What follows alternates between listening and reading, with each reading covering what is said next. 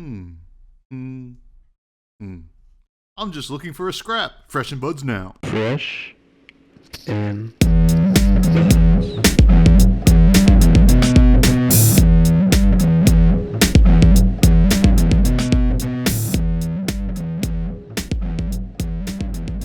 All right, folks, welcome back to yet another episode of Fresh and Buds. I'm your host, Tommy Fresh, and you are all my buds. It is episode 222, and today we welcome Thor, aka TaddelDown.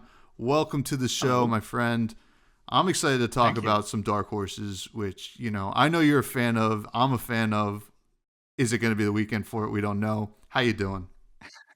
I'm really good. Yeah, and thank you for inviting me. Always happy to talk about dark horses and really looking forward to watching Worlds on my television. Yeah, I will be there IRL, but not playing in Worlds. So maybe I'll just be watching over people's shoulders and hopefully rooting on some fun decks. I'm sure. The cool thing is when you're watching, like on YouTube or Twitch or whatever, and you start to see the cool decks. Ethan's really good about putting the really cool decks on stream. Absolutely. And they start to like really make shockwaves, and then the same kind of thing tends to happen at like the convention hall, where like one hero is doing well, and all of a sudden everybody starts talking about it, and then you just hear about it at like a side event somewhere. You're like, oh, I heard, Yeah. Aggro Teklo is winning a game. Yeah, totally. Like just the other week, we had our first calling here in Germany in Hamburg, and like I think it was like round 3 or 4 when someone was running around. Hey, there's an RKO doing really good. He's sitting somewhere over there, and we're all going over there and watching Florian play. And so, yeah, definitely always fun at these conventions. Oh yeah, Hamburg really just like kind of lit the fire in the RKOs, across the world. And we're going to be talking about RKO because you've been making some great content about it. But before we even talk about that, when did you get into Flesh and Blood? And what kind of led you to start making content, which was not that long ago. Yeah, true. So what led me to Flesh and Blood was actually a little bit of boredom at the time. Like it was around like when COVID slowly like ended. And during COVID, I actually picked up Magic the Gathering again, but like not really physically, but more like playing this arena app, etc. And starting to like watch a little bit of content, but wasn't really satisfied. Like it didn't feel like the right game for me at that time anymore.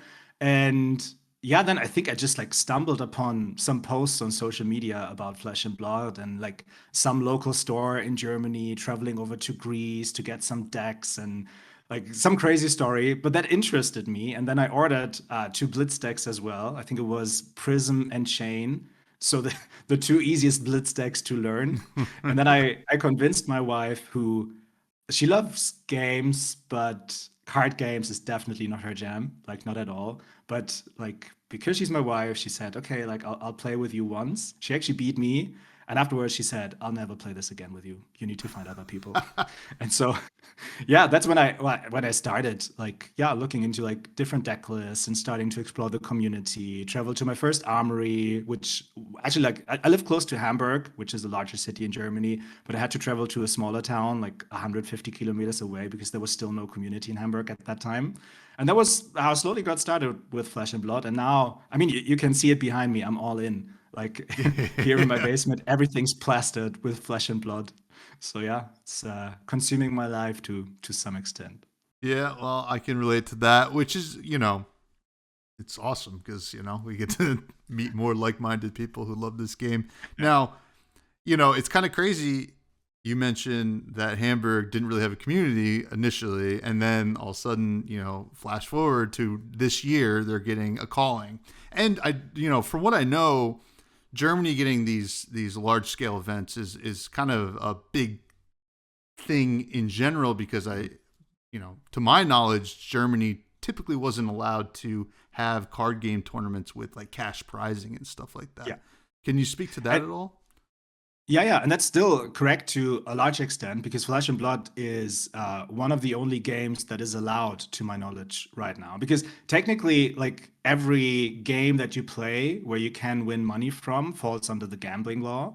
And in order to like be able to hand out cash prizes, you need to have certain licenses, and that costs a lot of money. And so that was, or it is still prohibiting games like Magic and One Piece, etc., to like have really large tournaments with really large pricing. But at least that's like what LSS shared, and like what's the lore behind it a little bit, is that they actually went to whatever authority regulates this in Germany with statisticians, which is a very difficult word for me as a German to say, statisticians, and kind of like proved that Flesh and Blood is more about like the actual skill of the player rather than luck. And that kind of like get them an exemption from this gambling law, and that is the reason why we're now able to play these bigger tournaments. And it's actually like maybe a funny side story to this. Like 4 weeks before calling Hamburg, I was calling Copenhagen, and I traveled there with a bunch of friends, like almost all Germans. And whenever we sat down for a match at the calling at side events, we were always saying to everyone around us, "Hey guys, please come to calling Hamburg. It will be awesome. First time, like we need to make it as big as it can possibly be." And at one point, someone sitting next to me said, like, "Hey, can you please stop this? Like, I've heard this from you like 5 times now. I'm coming. And then first day calling Hamburg, I sat next to him. I said, like, "Yeah, you're the reason I came here, because you like didn't stop bothering me at that tournament." Oh man, you're a great salesman, so you gotta love it. I mean, that is awesome. Yeah, super excited to see the game, kind of get that exemption. And we as players all know it's very skill intensive and there's a lot of skill expression, but that's really cool. Now, I gotta ask, you are making excellent content right now on YouTube, and you haven't been doing it for very long, right? I know you've been playing the game for longer. What made you take the jump? Yeah, so I actually started a little bit earlier on Instagram. So like 2.5 years ago, maybe I started just like posting random stuff from my collection and doing like some little reels on Instagram. But it was primarily for fun, and because it had like some connection to the work I'm doing. And yeah, so I did that for a few months, but it was just like too time consuming in that sense, because what I really wanted to do was play the game. Right? And so I've been always struggling to some extent with my performance in Flesh and Blood. Like I have 2 kids, I have a wife, I have a job, so there is only a limited amount of time that I can dedicate to like actually playing the game and getting better. And so I know that I'll most likely, never say never, but most likely will never be like a world's competitor or something. But I still wanted to become better in the game, and I knew that for this, like I need to do something different to what I have been doing so far, which was primarily just like jamming random games.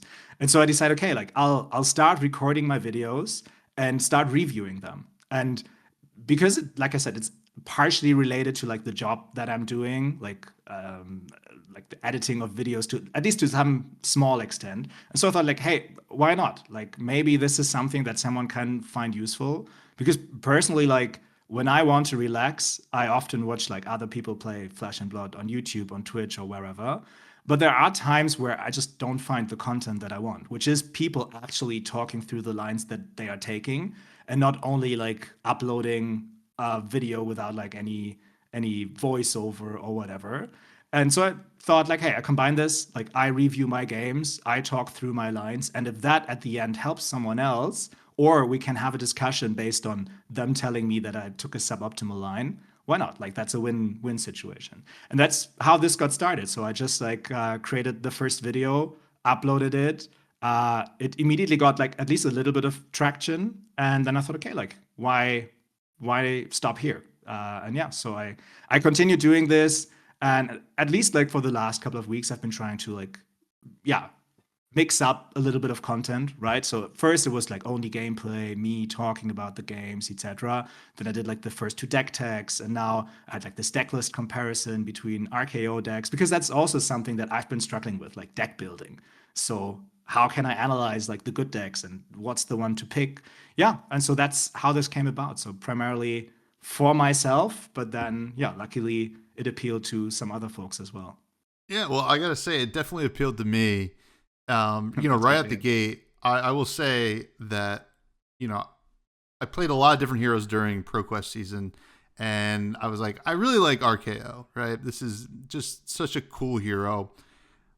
I'm going to play it at my last PQ. I don't expect to do anything, yada, yada, yada, but I kind of set him on a list. And, the one thing that I kept running into was like, wow, this Syndra matchup is doomed. And then, but it's not. And you had a great video kind of like going through that.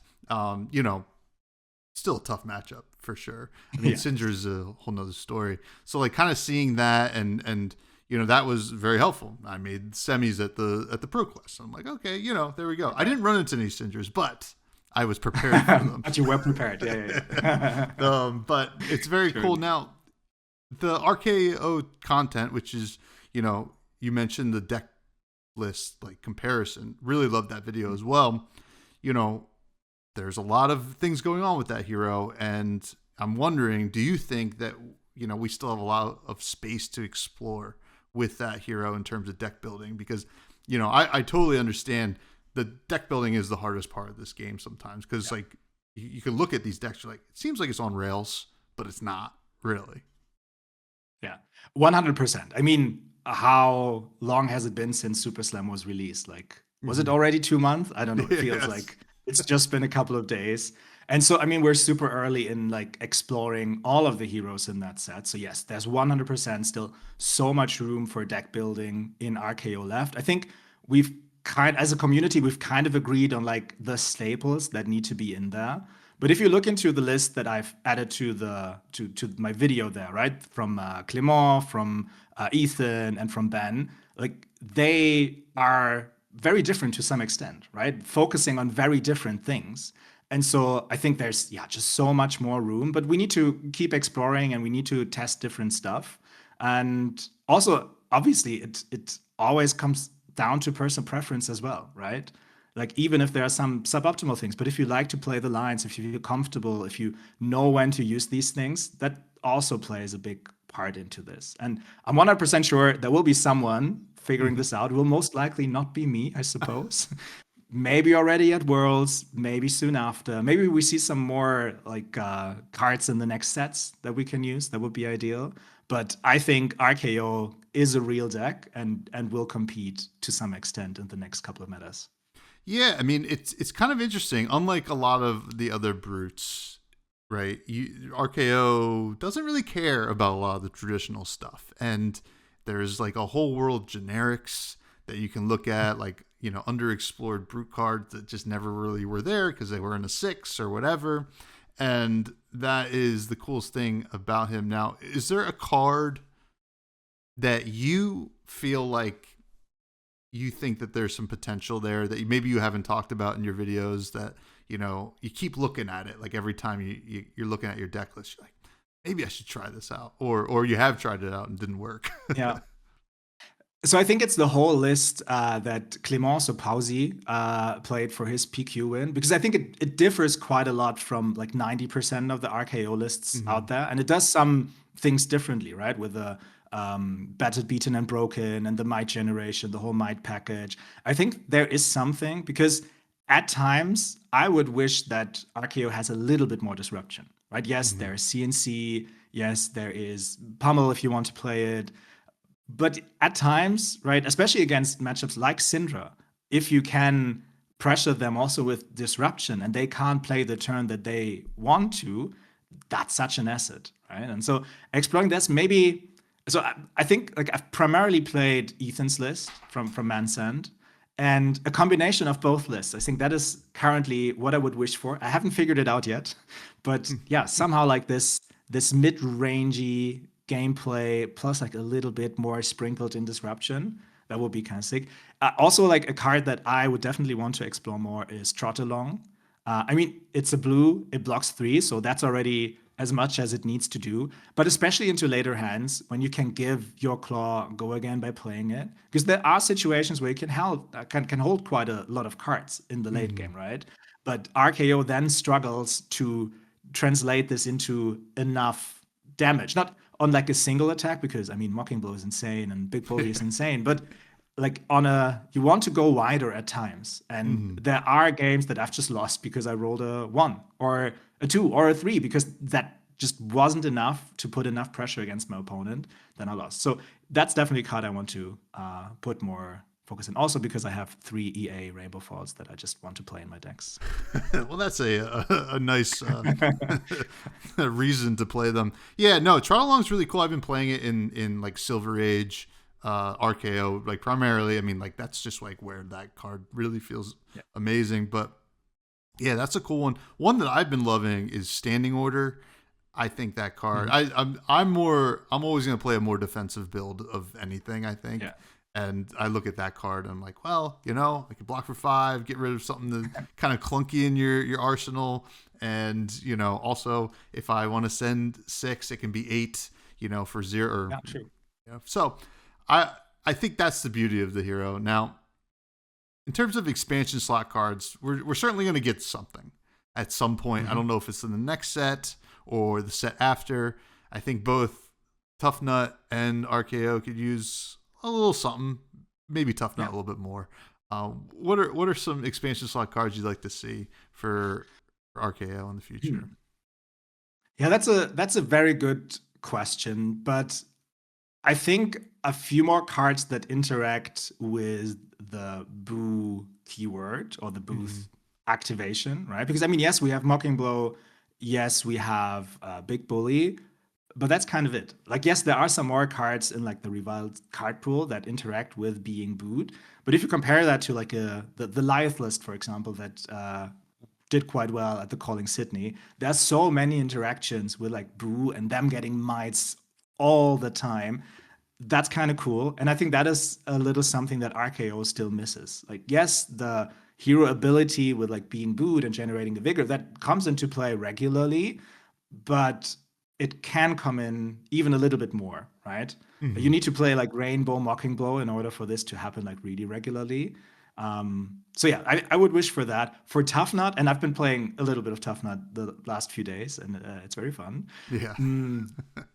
Yeah, but there's just like, it's doomed, at least to my experience so far, into like the go wide decks like Syndra and some of the others, Ocilio maybe. So yeah, something more that can help us there. Maybe some sort of disruption, something. I haven't figured it out yet. But yeah, I'm really looking forward to getting any new tools, any new toys to play with. Yeah, Tough Nut is interesting because there is a certain meta, right, where you're just like, wow, this will be the best hero ever. Yes. And then also, like, I don't know when they were like designing Tough Nut in terms of the timeline, but like it's clearly a deck that can play rock, right? And then if Enigma was a deck right now, that would have been so cool just to be able to send rock. Yeah, definitely. I mean, probably they just wanted to make rock playable. That was probably the whole reason to get Tough Nut done, and they did a good job, right? Like I remember I bought a Marvel Rock because I really liked the card design for, I don't know, $20 or something. And last time I checked, it was like way over 100. So good job there. Yeah, but no, I think it's really a fun deck, and it's also like the whole set of Super Slam. It feels a lot more like puzzles to solve than many of the sets before. I think for other sets like the Hunted or like even High Seas, I think for many of the decks we had a way clearer idea on how a deck should look like. But it seems for the Super Slam heroes, nothing is figured out and everything goes. So it's really like a nice puzzle. Not only like the deck building it itself, which again I'm not really good at, but also every single turn. Like you draw up your RKO hand or your Tough Nut hand. Okay, what can I do with this? Okay, there are lots of possibilities. Not as many as with Gravy for sure, but still like a lot of possibilities on how to block, how to then attack back, and yeah, it's a lot of fun. Yeah, I think the key thing as to like why it's such a puzzle is they didn't give us weapons, right? And weapons tend to be the biggest indicator of how you want to play. And I would say that's the one thing I want to see, because we know Armed and Dangerous will LL at some point. We're going to lose Claw.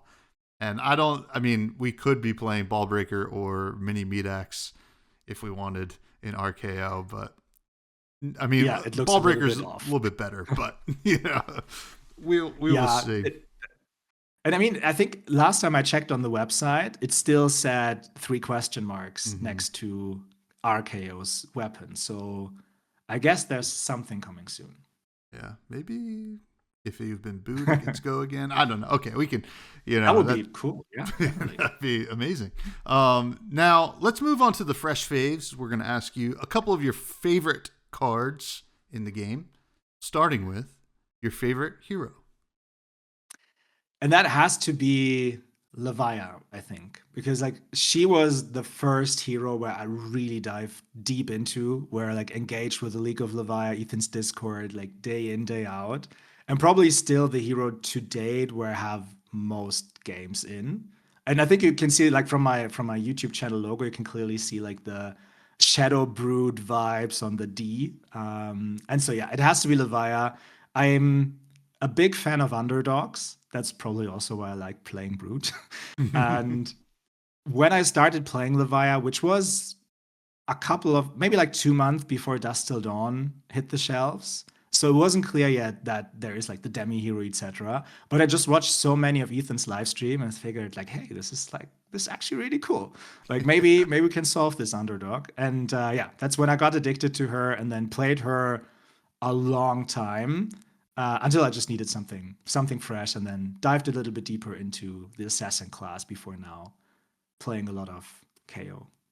Well, I mean, Levi is my OG love, and I haven't played much of her as of late. I moved over to the Riptide game, but Levi, man, when Art of War went, I was Oh like, yeah, oh we man. actually like a little fun side story. We almost had a Levia win our LLPQ the other day.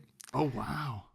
So of course, like it Yeah. wasn't the largest PQ. I think we were like 18, 20-ish people or something. Still not A bad. lot of Viserai, a few Starvos, and a Soul Levia. Because our friend Eric, he just didn't have another deck. And so he picked up the list that I think like a few days before Ethan shared on his Discord that he played this at an LL event at the Calling Houston, Battle Hardened Houston, the event. And so he thought, okay, let's take this. No sideboard. I'll just jam in some cards. And so he just like put some stuff in. We texted a bit, and then he came up with Levia, and he actually made the finals. And then very, very, very closely lost to a stack Viserai. Oh, And we were like so hyped, like finally Levia on the LL leaderboard for like the Living Legend wins. But yeah, oh. unfortunately, it didn't happen. Yeah, I mean, there's potential there. I mean, LL is in a weird spot, right? But I think a lot of people have talked about that. I think myself included. But one day. Now, what's your favorite weapon? That's a very good question because there are so many cool weapons, and I put a little bit of thought into this. At first, I thought, okay, it's probably Mandible Claw because it just allows for like these super go wide attacks. But then I figured that's too obvious. And so I actually settled on Rock because it's such a genius feeling. And I can only recommend watching the streams or the videos from Boosting Spendock Oh because yeah. he gives the absolute best Tough Nut impression with Tough Nut Rock. And that's just like an awesome feeling. And if your weapon gives you a good feeling by playing it, right, and it's some kind of meme, then yeah, it's just cool. And I desperately need someone to bring me like a "We Rock You" T-shirt from Worlds. Yeah.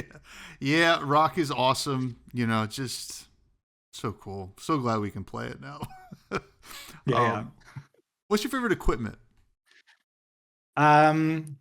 There's so much great equipment like Husk and so many other cool cards. But I actually have to say, and I need to hold it up. I might need to say it's Snapdragon Scalers. And this is also my flex. I'll hold it into the camera in a second. This is the worst graded gold foil Snapdragon Scalers in the world. It's a 6. There's no worse graded Snapdragon Scalers in gold foil. Very But nice. it allows for so many cool plays, right? Especially like in some of the assassin decks, right? When you have like a leave no witnesses, they are blocking heavily on this because they don't want to be hit by it. Then you Snapdragon Scalers, go into Codex or into a CNC or whatever. There's so many cool plays with it. And yeah, it's such an OG card from Flesh and Blood. So yeah, I think it's my favorite equipment. Yeah. It's just it's one that will kind of stand the test of time, right? Like from those first couple sets. Yeah. It's always going to be good in certain decks, and that's great. Now, what's your favorite card you throw into your deck? So, as we discussed, not the best deck builder, but if there's an open slot and I can put a card, and if it fits somehow to the playstyle, it's usually Sigil of Solace. And probably like if you go back through the 221 episodes that aired before, I would guess that's the most, like the card that was named the most in all of your episodes. I can remember at least like 10, 15 people saying, oh, it's Sigil of Solace. But it's such a good card, right? Like gain 3 life, and especially like my favorite play with it. Now, obviously in RKO, there are like some maybe even cooler plays, but just putting it into your arsenal, baiting like the Conqueror of the High Seas, baiting the Command and Conquer, like your opponent really going, maybe not blocking in order to send some disruption for your arsenal because they expect this to really hit you, and then you're just like, no, I gain 3 life, you deal me 3 damage, okay, that's fine. Yeah, I just had Arthur Trehay on the show, talking about a card that altered somebody's entire life with a huge Pro Tour win. Oh, yeah. The Sigil is just, it's great. It's great. Probably for Max Klein, it's probably the most hated card, I would guess. Yeah, probably. Hopefully getting Max on the show soon. And I won't rub it in. But moving on, I do have to ask, this is what we ask every guest. If you were in the world of Wraith, Thor, what class and talent would you be? I mean, there are so many cool classes, so many cool talents. But I've also, like, for some time, I've been really diving into the lore of each hero, at least like the ones that I've been playing. And for a while, I've also been jamming a little bit of Azalea. And if you go into her story, she's not only a ranger, but she's also some kind of like political influencer in a way, right? Where she like tries to set the tone and like the whole pits, etc. And that's also something that I like to do. Like I love to call it Game of Thrones, like at work or like just in general, to kind of like see what's going on and then like taking your influence upon it so that it works out the way that you imagine it. So I would say based on that I'm a little bit the ranger class, at least like to the in the Azalea perspective. But I'm also a very, very good guy. And so I need to be revered, right? Not revered. Yeah, reviled are the bad guys. Yeah, it's revered. So yeah, I'm a revered ranger, I think. That'd be a cool class, honestly. I love revered and reviled. Yeah. Just like the possibilities that we can have with that talent. Yeah, but definitely. I'm glad to hear that you're using your influential powers for good, which is good. Now, an ethical hacker in a way. Yeah. I mean, listen, somebody's got to be the bad guy, and it's not going to be you. No. What is the greatest set of all time in your estimation, by whichever metric you want to choose it by? I think it needs to be the Hunted. And the metric I've evaluated that by is by how many people have got into the game. Like when the Hunted release, not only did like the not the pre-release, but like the world premiere like sell out like super fast, right?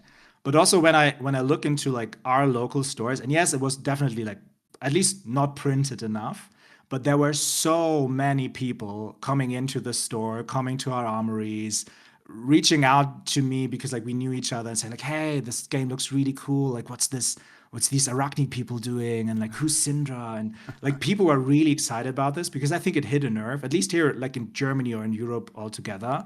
It seemed like it really drew in a lot of people into Flesh and Blood and into the scene. And I think that's what we needed, right? That really like put us on the spot and also had its influence on the competitive scene, right? Like for me, at least, it felt that way. That after the 100 released, and obviously, like when the Savage Lands was like included into LSS and like the streams got even more professional. But whenever you have like a Flesh and Blood stream and you have a Magic the Gathering stream at the same time, it's usually equal in terms of viewers. And that, for me, like the first moment I noticed that was post The Hunted. And so that's why I credit the set a lot. But at the same time, I also need to say, I like also Super Slam is a really cool set. And I know, and me included, I was absolutely not hyped for this set. Like not at all. I don't like wrestling. Heavy Hitters wasn't my favorite set. And so I wasn't really hyped for Super Slam.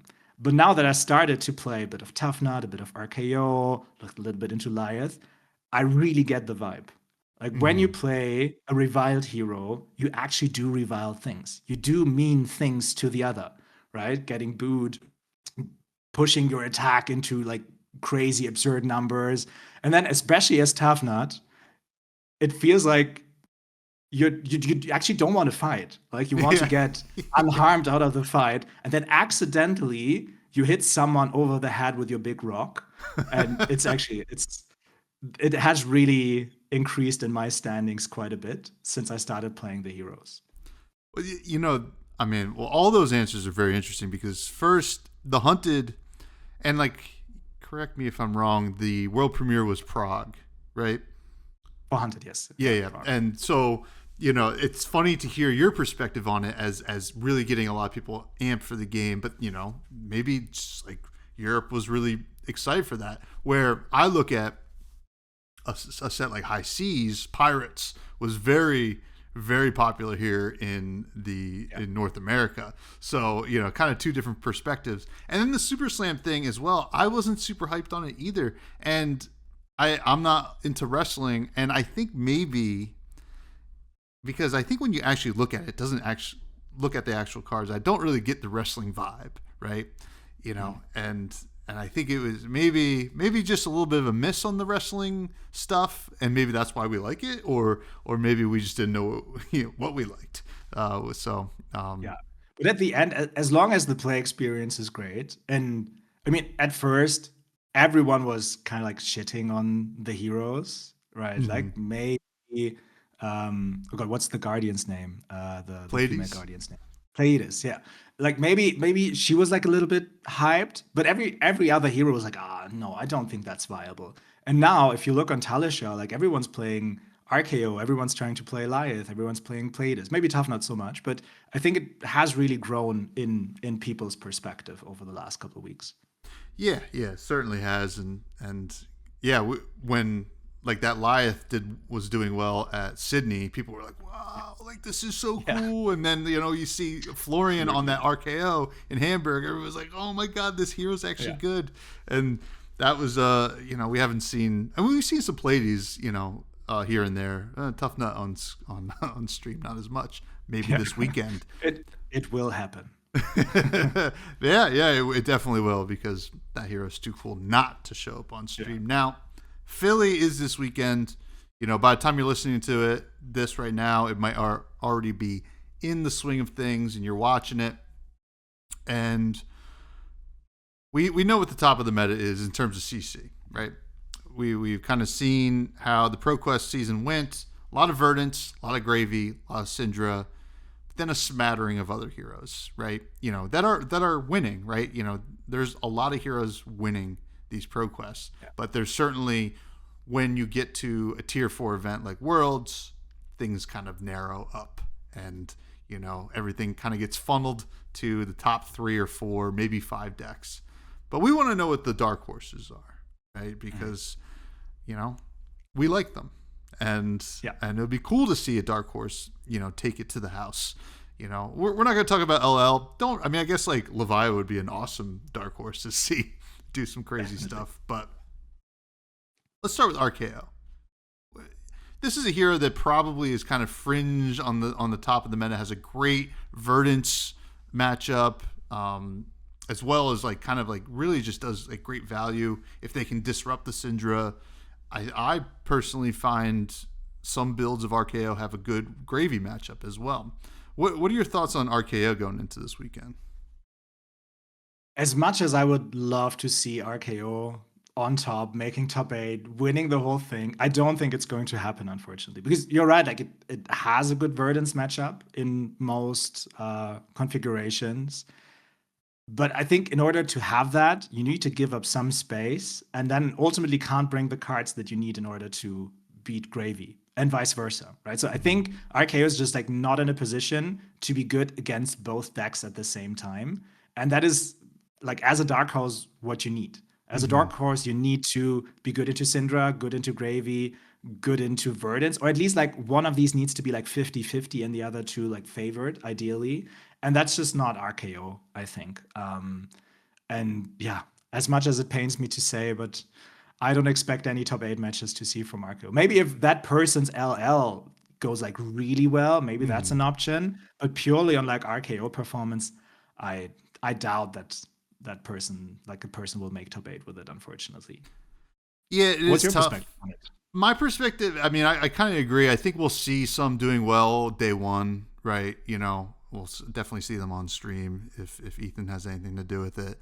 And, you know, it'll be interesting. I mean, I think maybe there is a world where somebody found something that a lot of other RKO players haven't found, but it's a very brave choice to bring, I think, this weekend, because there can be some things that really go wrong for you in Gem. So I want to see it. I'm not, But not gonna happen. yeah. I don't think we're going to see a lot in day 2, and if we do, they're not converting to the top 8. Now, Yeah. Prism is an interesting one to me because I think this deck is super powerful. It's like arguably, you know, when it's doing its thing, might be the most powerful deck in the format, but you know, has some real issues. And the issue, I guess, probably is Syndra, right? You know, they can't really establish angels, and Syndra just goes so fast. I'm assuming. I'm not really a Prism player. Do you have any perspective on Prism? Yeah, I'm also not the biggest Prism player, I need to say. But I'm a data person, and if you look into the data from the last couple of ProQuests, or like the ProQuest weekends, the stocks for Prism has continuously increased, and at the same time, Verdance dropped a little bit, probably because many Verdances like won their events in the first couple of weeks. So Syndra went up at the same time. So it feels that there are some Prisms, at least, who have figured out a way to deal with Syndra, to make it playable to some extent. And if people have achieved that, and I think like Verdance matchup and Gravy matchup are fine for Prism to what I've heard. So maybe Prism can actually be quite an underdog. But I mean, at the same time, it's not really an underdog because it's also one of the most represented decks in the last couple of tournaments. So yeah, let's see. She definitely has some stake in it and can actually make it to top 8 eventually. Yeah, I think so too. I think that they're the really good Prism players, right? Like this is when we see like the real specialists kind of come out, and you know, I could see some good Prism players convert, at least get close. I don't know how many we would see in top 8, but you know, the LL thing is kind of the biggest, you know, question mark here. But if everybody's playing Viscerai or whatever or Starvo, it doesn't really matter. Then everyone's just rolling dice anyway, so. Now, another one that is interesting to me is Kasai, right? And I don't know if Kasai could be also in that realm of Prism, where it's not necessarily a dark horse or a true underdog, because it is a really powerful deck, but it's kind of like crept up also in the numbers throughout the ProQuest season as well. I lost to my winning into the finals at my ProQuest to Kasai, and I was like, oh yeah, I forgot how good this deck is. and then they got that new thing that just creates more guys, and I would not be surprised if this is a deck that can really do it, because I think in the hands of a great player, much like Gravy, right? Like Gravy's one of those heroes, like all those micro decisions, you know, it takes a really great player to convert with. I think Kasai is a little bit the same. Do you expect to see any Kasais make the top 8? And so for Kasai, it seems that whenever there's a new card coming for Kasai, everyone's like really hyped and is saying like, this is the deck to beat now. But then it never materializes. So I'm probably a little bit biased by that already. Do not give her like the highest chances of like really making it to the top. But as you say, if there's a skilled player, I think with a skilled player, almost every viable deck can make it somehow, right? But at the same time, if you listen to like a lot of the good warrior players of the past, I heard very little chatter about Kasai. So Mhm. maybe that is pre-Worlds. No one is talking about it, I hope. Um, but at least like from that, it doesn't sound like people are too hyped about Kasai. And yes, she probably has some good matchups, but she also has some very bad matchups. And if you are not hitting your gem luck and meeting like the meta decks that you're actually supposed to be good in, then you will have a tough time. Yeah, I mean, Kasai, and I guess probably you could probably throw all the warriors into that kind of category, right? Like, Fang is a deck that every once in a while will pop up because when Fang's cooking, you're like, holy smokes, feels like I'm cheating. Could be like, it should be reviled royal draconic warrior. Yeah.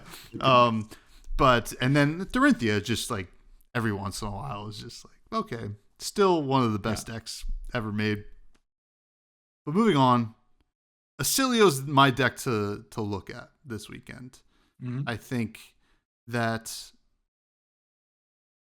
the things that deck does, if it can get there, is super impressive. I think it's really hard for Verdance. I think that Acilio can race Syndra if they get a good hand texture in the beginning of the game.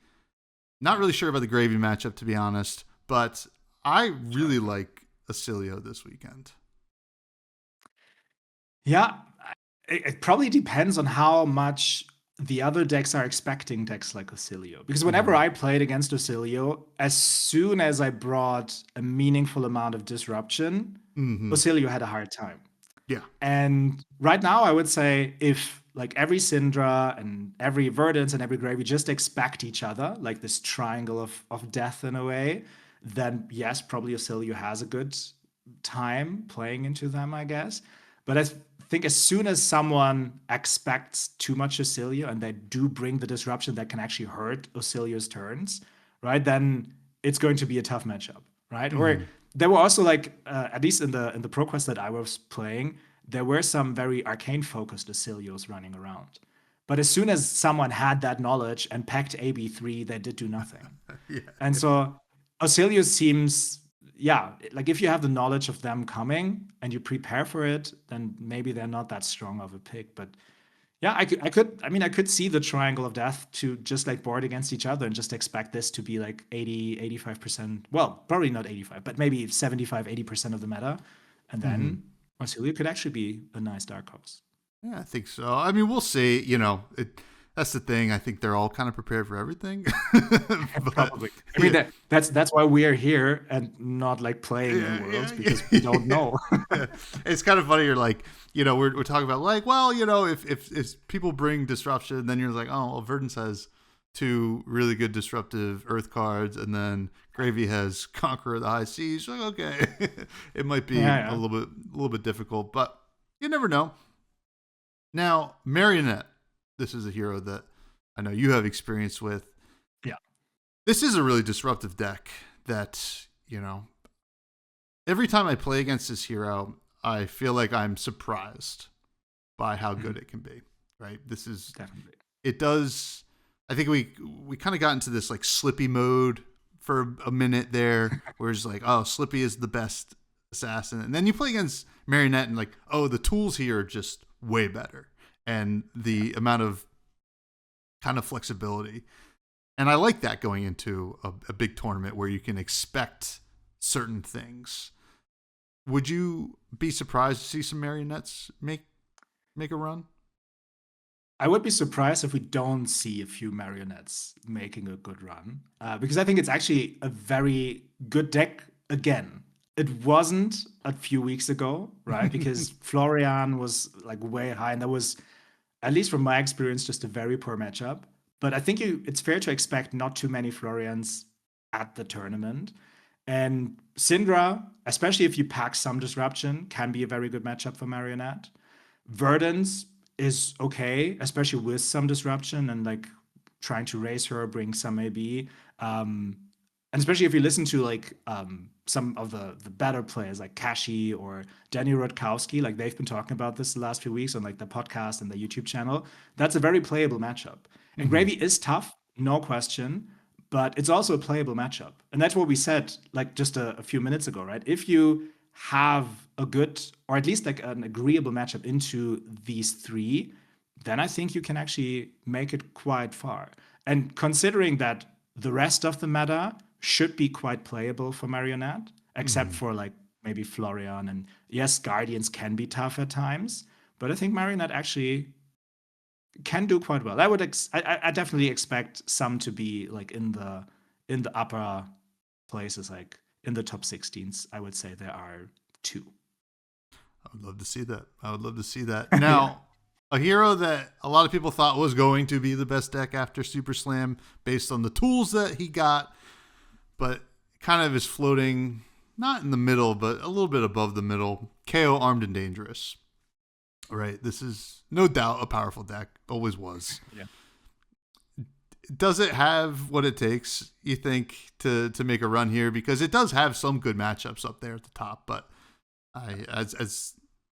you really got to race that Syndra and try to use that fridge the best you can to have a chance, it feels like.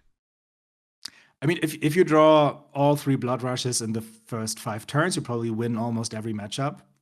But if you don't, and you don't see like other tools that you need, like discard Beast Within to get like an extra card or whatever, I think then it can actually get quite tough. There are like some really skilled players like Noah Bagelman, for example. I think like every tournament he played, he at least like made top 4 or whatever with KO. At least it felt that way. So again, I would expect some there. And also I think like these people can actually make it to high levels in the top cuts. But the vast majority will probably not do well with KO Armed and Dangerous. And I hope they don't, because I still want to play Mandible Claw for a while. Yeah. I mean, we would need like an emergency card for our KO at that point. Here, everyone at the event gets this new weapon. And then finally, this one last hero I wanted to talk about as a dark horse is Marlin. I feel like Marlin doesn't get her due right now, but is starting to, because the amount of insane disruption this hero has, it's really just taken on the mantle of Azalea, and could in fact do it, right? Like, you have one big harpoon turn, you can really just turn the tide, right? Discard a couple things, boom, boom, boom, and you're off to the races. You can just kind of control the game from there. What are your thoughts on Marlin? Do you have much experience with her? Could you see her make a run? I'm torn, because I think it again depends a lot on draw sequence. Like, first of all, do you draw in a sequence that allows you to like buff your harpoon, use your weapon, and then shoot the harpoon for overpower and a lot of damage? But also, is it the right disruption? Right? If you like pack the yellowfin harpoons and the bluefin harpoons into Syndra, I mean, you need to bring them, you need to shoot them at one point, but it does not do anything except for vanilla damage in most cases. And then Syndra doesn't care. Also, I think the gravy matchup can't be good, right? Like, how do you want to clear like all the allies? Probably you need to just like go face all the time and hope that they draw hands that don't block, and you like take away their pieces that they need for their turn. So as much as I would wish for her to do better, because everyone expected her to do good when the cards were announced, I don't really see it. For LL, though, I think she can actually be a good hero. There were like some recent videos, like Flash and Bad showed a very nice list, and I think Agroblaze also did a quick deck tech about that. In LL, she can be actually quite good. And so, yeah, I hope to see her on stream, at least in the LL portion. So, Ethan, make it happen. Make it happen. Oh, boy. And then we do have some listener questions. Actually, one more question. Out of the heroes, we already talked about a bunch of heroes. What's one hero you would be jumping for joy to see in the top 8 of Worlds this weekend that nobody would expect at all? Ooh, okay, go. I mean, again, quick story time. I was so hyped when Uzuri made the top 8 at Pro Tour Amsterdam. That was like the underdog dark horse story of Flesh and Blood, at least for the time being. I would love to see something like that happen. Like a deck that really like no one expects, that has like one person playing it at the whole event. maybe tough nut, who knows? But don't expect it. I would be really happy if, for example, a Huntsman makes it, because everyone was giving that deck so much shit over the last years, right? And like even the game devs talk like, yeah, like there's not much we can do for now. But now it seems that the deck actually has some legs. I mean, it almost won the Battle Hardened, was just one win away. There were, I think, a few wins during the ProQuest season. Probably again, not the perfect deck into all three top hero decks, but yeah, maybe Huntsman has some edge, and I would really be happy for like Huntsman being on this like Pro Tour winner card at the end. That would be sick. That would be neat. That would be neat. My pick is, of course, Riptide, but Yeah. things are feeling a little weird for Riptide right now. But Huntsman, is on the up and up. But we do have listener questions. First one comes from Dead Summer Art, Kale, who asks, seeing the Hexagore in your logo, I gotta ask, what flail support would you want to see in future sets? The answer needs to be any flail support, any support for Hexagore. I mean, there are some very hardcore Hexagore enjoyers on the Levia Discord who think that it has legs to some extent, but I don't see it yet. Like I just died to myself just too often, right? Where I mean, you need to play into Blood Depth in order to make Hexagore viable at all. And then if you don't get your Banisher, you're just like, yeah, okay, game is over. I'm dead now, right? And yeah, so a little bit, a few more options to kind of like as like a last resort to turn off Blood Depth. That would be nice. Like maybe something like Bolton has, like this amulet. I forgot the name of it. Yeah, But the something Amulet like of Arena, I think. Spirit of Arena. Spirit of Arena. Yeah, genau. If we would have something like that, like a one-off item that you could like put into the arena, and then if you do mess it up or like you don't draw the cards that you need, then you can, as an emergency, just like use it and you don't die. Like a little bit of like a consistency piece would be nice. Yeah. I played some like hybrid Levia list back in the day, and I had one match gets an Oldham that I had Hexagore out, and I couldn't roll anything but 4s, 5s, and 6s on Scavskins that game. I felt so bad for my opponent. It's kind of sat there and put his hands in his head. But I was like, oh man, Hexagore's the best weapon ever, and then never won a game with it ever again. Yeah, you need to have the brute mindset and then just roll the dice. Yep. Junior asks, make up a new Flesh and Blood weapon. Who will it be used by?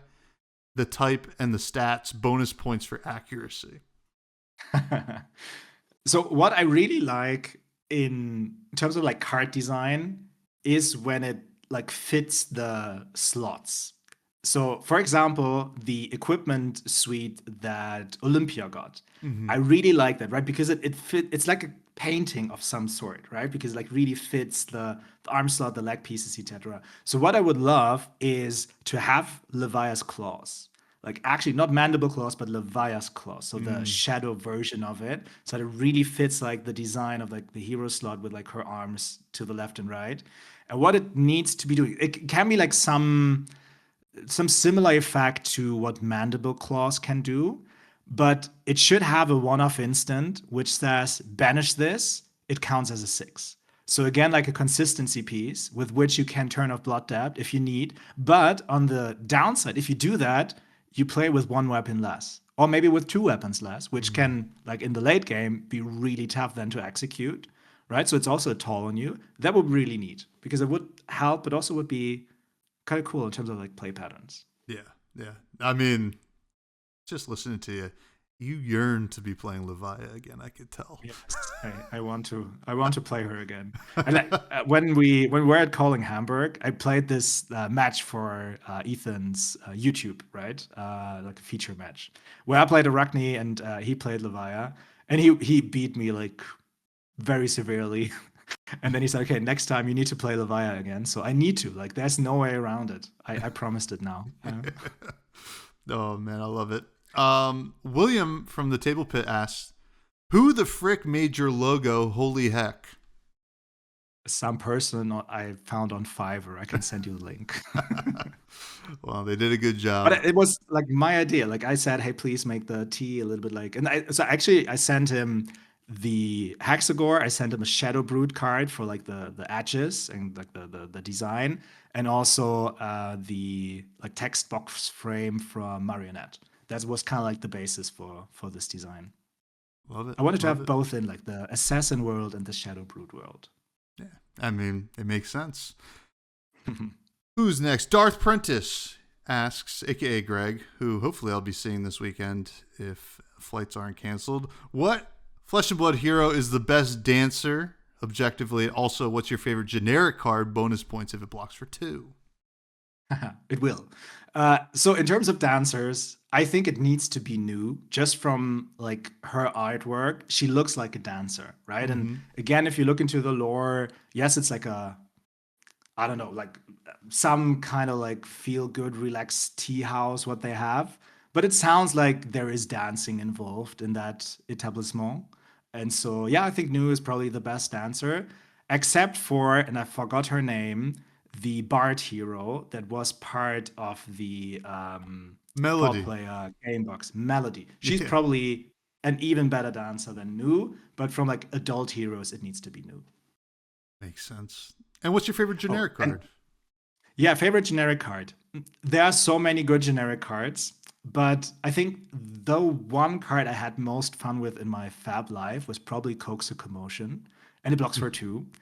Not only I love the artwork because there are so many like heroes to some extent, but also other characters portrayed that you find again in other cards, and that's something I love. Like if there's a reference somewhere hidden somewhere, awesome. I love that. But also because there are like all of these options, and your opponent really needs to think, okay, do I let that hit? What can he do? Okay, if he does that, this. So there are just like so many avenues from like that card hitting, and I just like love that flavor. Awesome. Awesome. Could be fun in RKO. Maybe let's try it. Sigma asks, are you still taking Levia for a spin lately to test her for serious competition? If so, did you test any Super Slam cards? So I did test her a little bit before calling Hamburg. And probably she could have done better than she did at that tournament. But for myself, like I need to feel very good with the deck at the moment where I'm taking it to a tournament. And the time from me playing Levia before, like before I started diving into like some of the assassins for a while, it was just like a too long time frame. And so there were just like lines that didn't feel natural immediately. And so I figured like it just takes me too much time to like get into that rhythm again. I can do that after calling Hamburg because like I have no idea when my next bigger tournament is going to be outside from ProQuest and RTNs. And so I'm jamming her at times right now, and there are some Super Slam cards that are in there. Mostly equipment, I need to admit. So let's see. I still have high hopes, and I mean it's confirmed that we will have Monarch 3 next year. I don't expect it to be the first set of the year because the short name of it doesn't really seem to fit. Let's see. But yeah, I mean I'll definitely get into Levia again. I hope so. I hope to get back into Levia as well. Capolo asks, can RKO beat DIO? Yeah, 100%. Just block. Just yeah. I mean, you take out many of your 2 blocks, you throw in the 3 blocks, you have every D react in. Again, it probably depends on the list. Like if you play the list that Ben Dodd has been building, it's probably more of like an aggressive take on beating Dio, like sending some, blocking some. With the list from Van Sand, I think it's just like block her out. And Dio needs to have like really good turns in order to get over RKO's blocking abilities. At a game at the Armory the other night, where Dio actually like beat me, but it was crazy. Like my opponent played Max V 4 times. Oh. First time, it was together with 2 red boom grenades. The second hit was with a yellow boom grenade, and then it was already lost. Right, I lost so much life due to that. I still almost got him. I think he had like 4 cards left in deck, but then it was just that was just too much of a toll. Like I couldn't take any more damage later, and then I died. But in 9 out of 10 games, you just fatigue her. Yeah. Yeah. Dio. She's still good, I guess.